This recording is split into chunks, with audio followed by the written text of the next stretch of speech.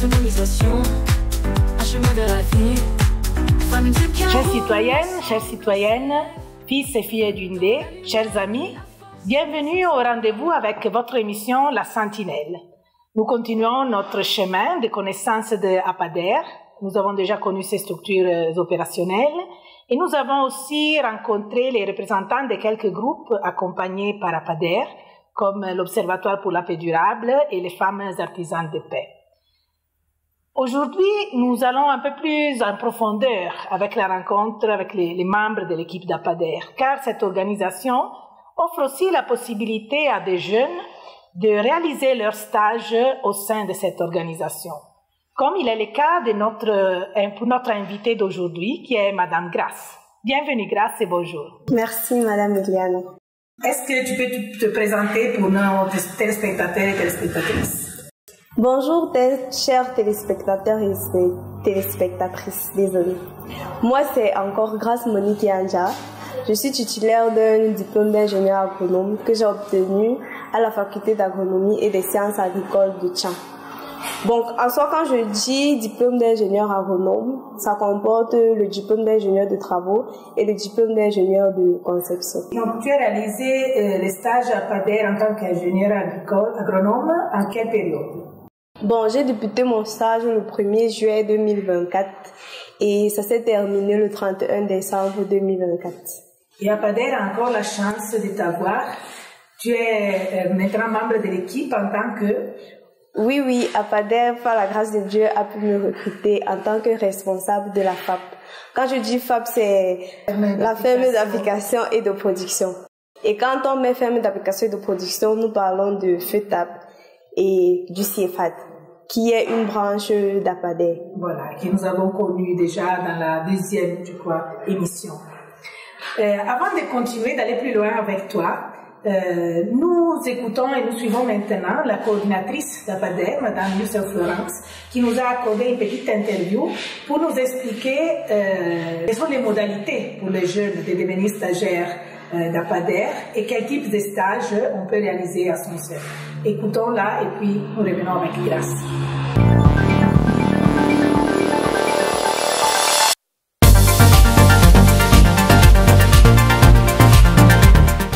APADER, c'est une organisation à la base qui a créé tout type de stagiaires. Et ça peut être des stagiaires qui sont à l'État, qui se forment à l'État, l'école d'agronomie, technique d'agronomie de Bafan ou de Bolo, partout. Ça peut être aussi des ingénieurs sortis de la FASA, comme ça peut être des doctorants qui sont dans des universités, qui préparent le doctorat et sur des thématiques diverses. Donc c'est pas seulement dans l'agro-pastoral, nous pouvons les accueillir aussi dans la gouvernance locale, dans la démocratie, dans le processus de décentralisation, tout cela qui y font. Et aussi dans l'agriculture, dans l'élevage aussi, parce que quand on parle de l'agriculture, quand on ne voit pas seulement le volet production végétale, il faudrait aussi intégrer la production animale. Et à côté, nous faisons on peut aussi accueillir des stagiaires qui sont intéressés par l'agroécologie et l'agroforesterie. Donc voilà les domaines sur lesquels nous pouvons accueillir des stages.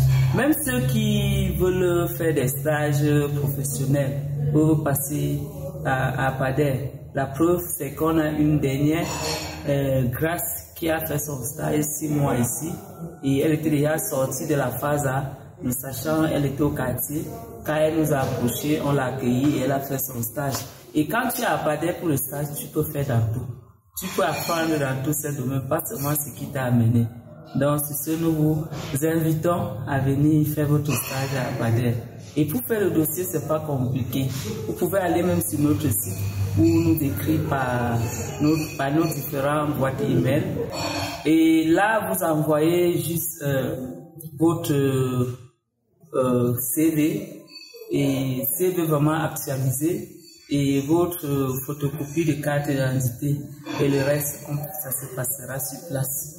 Merci. Voilà, nous venons de suivre Madame Youssef Florence, la coordinatrice d'APADER. Et donc, chers jeunes, si vous vous sentez concernés, vous avez appris maintenant comment vous pouvez approcher APADER et comment faire pour devenir stagiaire et pour faire votre expérience avec notre équipe. Nous sommes ici aujourd'hui avec Grace, stagiaire, ingénieure agronome, stagiaire à APADER. Et elle n'est pas d'ailleurs la première. Tout récemment, juste avant son arrivée, nous avons eu un jeune de l'Institut d'agronomie de Obala et 3 jeunes de la phase. Et vous pouvez retrouver dans la page YouTube d'APADER, APADER Vlogs, les interviews que nous avons réalisées avec ces jeunes à la fin de leur stage. Toi aussi, Grace, tu as fait la phase. Bon, la première question que nous avons envie de demander à une jeune fille que nous avons, comme toi, que nous avons devant nous, c'est comment une jeune fille est arrivée à prendre la décision de se former et de se lancer dans les domaines agricoles. Comment une jeune fille a envie d'aller à la terre. Bon, tout d'abord, le métier d'agriculture m'a été inculqué dès le bas âge par ma grand-mère. Parce qu'ensemble, nous allions au champ. Et aussi, au fur et à mesure qu'on fréquente, bon, on avait beaucoup parlé de la faculté d'agronomie en disant, entre parenthèses, que c'est l'école du milliard. Sachant qu'en sortant de là, ça sera très bénéfique pour moi et également pour ma grand-mère parce que je viendrai vers elle avec des méthodes innovatives et moins chères pour l'aider dans le champ qu'elle pratique. Puisque elle ne s'y connaît pas très bien. Elle fait comme ses parents l'ont aussi appris. Et moi, je devais donc mieux m'inculper à l'école et venir apprendre des méthodes innovantes. Et j'espère que cette, disons, cause ou origine affective qui t'a poussé aux études a pu aussi gratifier ta grand-mère. Elle a pu déjà peut-être voir les fruits de tes efforts et de ton choix. Bon, juste un petit début parce que malheureusement, je l'ai perdu avant de pouvoir tout lui présenter. Oh, désolée, mais c'est sûrement, elle est en train de se réjouir de toi avec nous. Merci. Et elle va te soutenir, hein, parce que, comme tu l'as dit, on t'a orienté à l'agronomie en disant c'est la faculté qui te donne les moyens. Est-ce que, dès que tu es sortie, as-tu trouvé tout de suite le travail? Bon, non. Parce que j'ai passé 1 an de chômage à la maison, donc pas à la maison, parce que ces 1 an-là, j'ai pu me débrouiller. J'ai tout d'abord fait l'élevage des poulets de chair et également je donnais les cours de répétition. Et j'ai aussi à temps passé travailler dans un hôtel à Pagante. Voilà un exemple de jeunes que nous proposons à notre jeunesse aussi à travers cette émission. Chers jeunes, n'attendez pas d'avoir le travail idéal qui vient vers vous, mais essayez aussi de mettre les mains dans la pâte, de vous salir les mains, les pieds, de chercher à vous engager et de devenir aussi créateur de votre avenir. Donc, après cette année, tu as trouvé APADER et tu as commencé ton stage. En quoi consistait concrètement ton stage? Bon, concrètement, tout d'abord, je commencerai par dire que mon stage a consisté d'abord à une expérimentation agricole. Bon, quand je parle d'expérimentation agricole, pour ça, nous commençons tout d'abord par un protocole agricole. Ce protocole doit contenir ce que nous souhaitons rechercher. Parce que quand on parle d'expérience, c'est pour expérimenter quelque chose. Donc, le protocole va dire tout ce que nous souhaitons expérimenter et comment ça va se passer. Donc, le thème portait sur les effets de la fertilisation organique sur le rendement du haricot et du maïs en association. Quand je parle de fertilisation organique, je parle de purin de Chitonia, je parle de fumure, et je parle d'une association entre le purin de Chitonia et de la fumure organique, et également un contrôle zéro.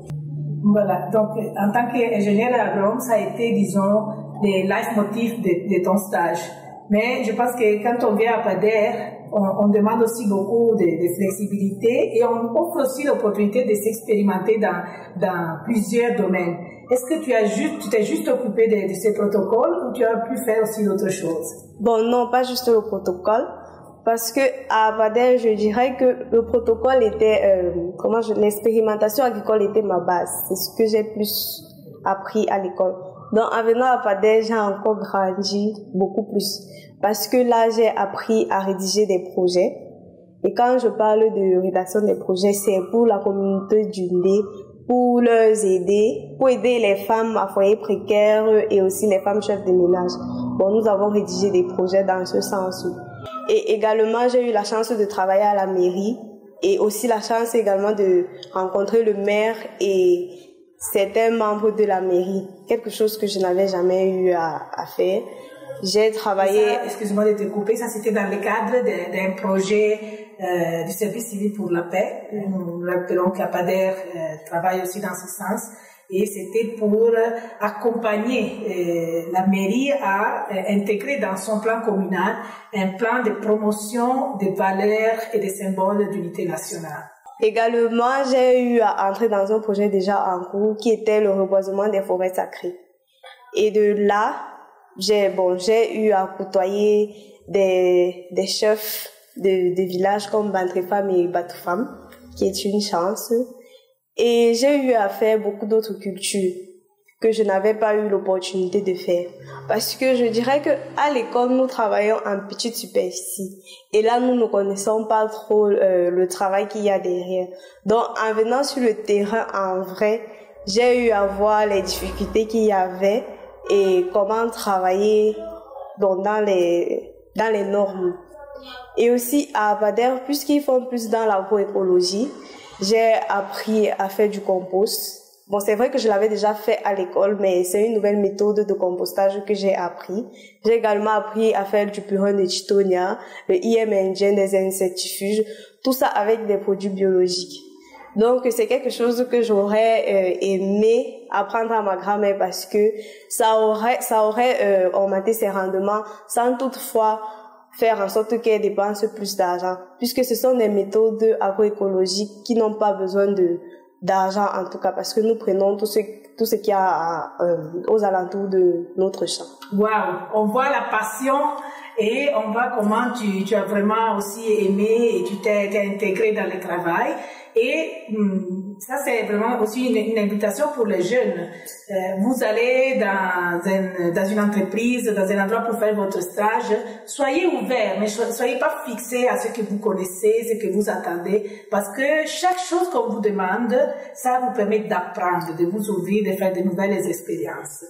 Et pendant que tu parlais, Grace, tu faisais la différence entre ce qui se passe à la fac, ce que tu as rencontré dans le terrain. Est-ce qu'il y a quelque chose pour laquelle l'université ne t'a pas préparé? Bon, ce que l'université ne nous a pas préparé, déjà, comme je l'ai dit, c'est en fonction des superficies des parcelles. Parce que à l'école, nous travaillons sur des petites parcelles. Et là, nous ne nous disons pas qu'il faut beaucoup d'endurance pour travailler et beaucoup d'efforts. Nous nous disons que non, c'est facile, ça va aller. Mais dans le monde professionnel, quand tu entres, tu vois que non, c'est autre chose. Parce que là, tu vas travailler sur des hectares et ce n'est pas facile. Il faut savoir partager le travail, il faut savoir dire qu'il faut faire ça, il faut faire ci. Et également, ils ne nous ont pas préparés dans du fait qu'en sortant de l'école, ça ne devait pas être facile de trouver le travail parce que c'était vraiment quelque chose de dur. Nous postulons, mais nous ne sommes pas recrutés. Et parfois, si tu n'es pas préparé mentalement, ça va beaucoup te démoraliser et tu vas perdre confiance en toi parce que c'est quelque chose de très difficile à supporter. Par exemple, moi, certes, j'ai passé 1 an à la maison, mais c'est vrai que j'avais les parents et la famille qui me supportait derrière en me disant que non, ne baisse pas les bras parce que ça va aller. Donc, si possible, les universités peuvent aussi trouver un moyen pour nous peut-être de faire les stages parce que même trouver les stages après l'école, c'est pas facile. C'est vraiment très difficile. S'ils pouvaient nous donner quelques coordonnées et également parler de nous dans les différentes entreprises et consorts pour nous aider. Vraiment. Mais il y a aussi l'autre message. Donc, tu lances un appel aux universités, mais moi, je lance aussi un appel aux jeunes. Hein, ne vous découragez pas.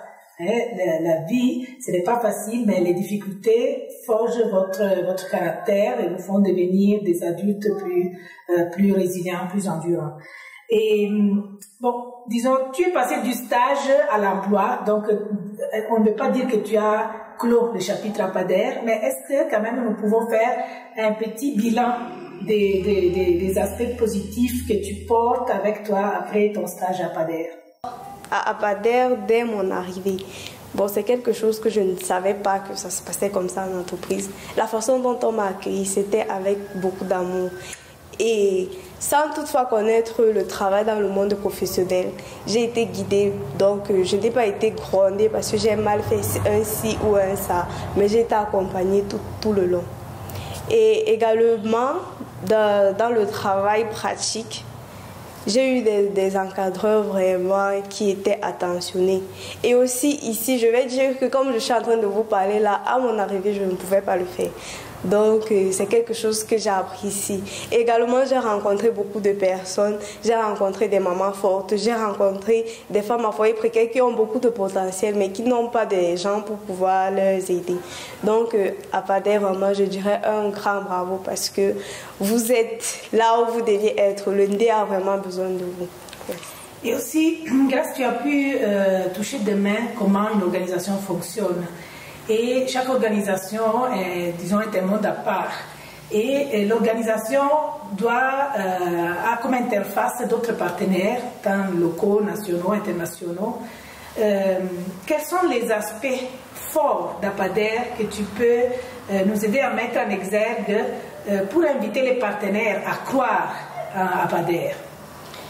Tout d'abord, je dirais que APADER aide les femmes qui ne peuvent pas se prendre en charge. Bon, pas entièrement se prendre en charge, mais ils aident les familles qui vivent dans la précarité, ce qui est très important. Également, ils travaillent dans l'agroécologie, ce qui aide notre environnement parce que nous avons les perturbations climatiques qui ne font qu'être élevées, ce qui est dû aux engrais chimiques que nous utilisons la plupart du temps. Et pour ça, nous devons sensibiliser nos populations dans ce sens d'utiliser toujours les engrais biologiques. Donc, APADER peut jouer ce rôle-là. Et pour ça, nous avons besoin des partenaires. Bon, je ne sais pas si c'est assez, mais je dirais que aussi, j'ai eu à travailler avec eux et j'ai vu le fonctionnement de comment ils travaillent. Et pour les petits projets dont j'ai participé, quand une dame entre à APADER, elle ressort en tant que quelqu'un d'autre. Donc, elle est transformée du début jusqu'à la fin. Donc, elle ressort avec beaucoup de confiance en elle. Elle ressort avec beaucoup de connaissances. Elle ressort avec la soif de connaître. Elle veut aller propager ça de partout, sensibiliser les autres et parler de tout ce qu'APADER fait parce qu'elle sait qu'en étant à APADER, elle a vraiment reçu ce qu'elle n'avait pas eu à faire auparavant. Donc, je vous appelle vraiment les âmes de bonne volonté à soutenir APADER dans ce qu'ils font parce que c'est vraiment une association dont le ND a besoin. Et non pas juste le ND, nous pouvons aller jusqu'à l'ouest parce que le travail qu'ils font est vraiment remarquable. Merci beaucoup. Je pense qu'au nom de l'équipe, ça va tout droit au cœur. On n'avait pas préparé ça. Et aujourd'hui, nous avons eu l'occasion de rencontrer cette jeune brave, Grace Monique Yanjak, ingénieure agronome et stagiaire, ancien stagiaire à APADER, actuellement chef de la ferme d'application et production. Et nous allons comme ça à la conclusion de notre émission, Grace. J'aimerais que tu puisses lancer un message. Parce que les jeunes, beaucoup de jeunes que nous rencontrons vraiment naviguent à vue. Ils ne savent pas quelles sont les études qu'ils vont faire, quel est l'avenir dans lequel ils vont se projeter. Et surtout les jeunes filles. Je voudrais que tu lances un message en faveur du travail agronome et que tu puisses aussi dire aux jeunes quelles sont les attitudes qu'elles doivent développer pour pouvoir s'engager dans ce domaine. Bon, concernant les jeunes, parce que moi-même je suis jeune fille, donc je sais que les jeunes filles n'aiment pas trop se salir et qu'on sort. Donc je dirais juste une chose, la terre n'est pas facile, c'est dur, mais quand on est endurant et que nous voulons réussir, là nous allons voir que les choses vont aller paisiblement et bien. Donc nous aurons les bons rendements à la fin. Donc ce que je conseillerais aux jeunes filles d'aujourd'hui, c'est que la terre est quelque chose de bien parce qu'on nous dit souvent que la terre ne ment pas, ce qui est vrai. Mais pour cela, vous devez être endurant. Parce que ça ne veut pas dire que travailler vite veut dire bien travailler, non. Quand vous prenez votre temps et que vous faites bien le travail, tout va aller bien. Voilà donc, avec cette invitation à l'endurance et à la patience, nous arrivons à la fin de notre émission. Nous remercions Grace Monique Yanja d'avoir pris part, d'avoir répondu à notre appel et pour tous les beaux messages qu'elle a pu partager avec nous. Pour toute autre information, nous vous rappelons qu'il y a une équipe disponible et ouverte et contente de vous accueillir à l'espace Jeune d'Undé à Banganté, à la descente de l'école publique groupe 3, en contrebas de l'immeuble FIGEC. Et avec ça, nous vous disons au revoir. Merci d'avoir été avec nous et à la prochaine. Et la lutte, nous levons.